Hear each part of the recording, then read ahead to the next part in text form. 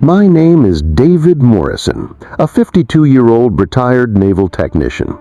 After 3 decades of ship life, I settled into a quiet, pastel-colored home in Coral Heights, a gated community in coastal Florida. My idea of retirement? Peace, coffee on the porch, and modest landscaping.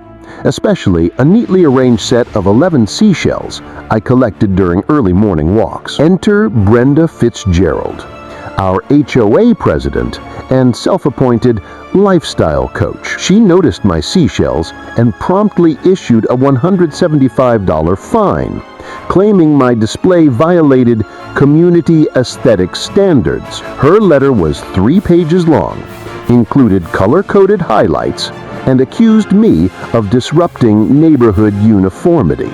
At the HOA meeting, I tried to explain. She, clad in a blazer that screamed management mode, dismissed me. If everyone decorated with beach trash, we'd look like a pirate encampment, she said, as if pirates were just a step below people who didn't mow their lawns diagonally. Then came the inspections.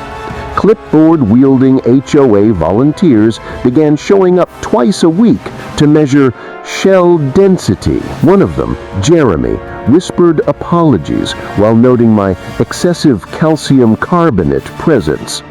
Brenda even claimed my shells could bring in hermit crabs, calling it a crustacean contamination risk. But the real story was across the fence. Brenda's house had a steady stream of visitors, tourists, with suitcases, arriving at all hours. My curiosity turned into investigation. On a vacation rental site, I found her home listed under names like Beachside Bungalow, Pelican Paradise, and Sunset Shores Retreat. She was running 3 separate short-term rentals, clearly against the HOA bylaws, which banned rentals under 30 days. I documented everything. Screenshots, reviews mentioning Brenda, listings with rotating availability and welcome baskets. One review even complained about the host who kept yelling about seashells. I compiled a report and filed a complaint with the city's code enforcement office.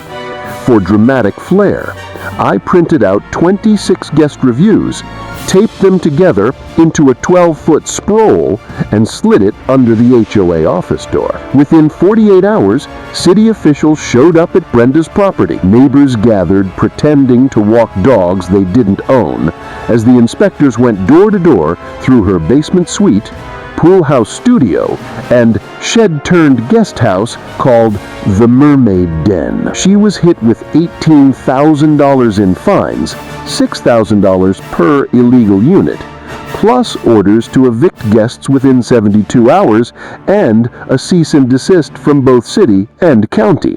The HOA board called an emergency meeting. I gave a calm, well-organized presentation titled Shells versus Schemers, an analysis of decorative justice.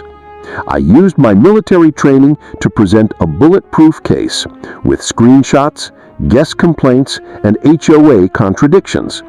One slide featured a review. Host was drunk. Pool had possums. 3 out of 10.